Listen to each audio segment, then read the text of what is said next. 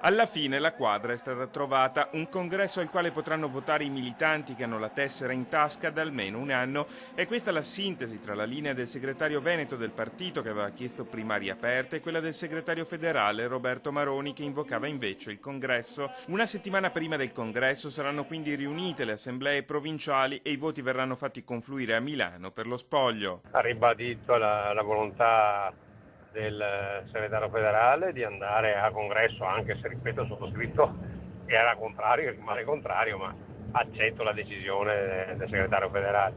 Si andrà a congresso quindi a metà dicembre. Non solo quelli che hanno 5 anni come annunciato domenica, ma quelli che hanno un anno di anzianità, e saranno 18.000 persone. Ma non è questa l'unica decisione presa oggi in via Bellerio al Consiglio federale, nel quale Tosi e Bossi si sono rivisti per la prima volta dopo le esternazioni del Senatur. Si è parlato anche di Prima il Veneto, punto, l'associazione che raccoglie molti dei dissidenti leghisti. Cadono dall'iscrizione al movimento in quanto hanno aderito ad un'altra formazione politica.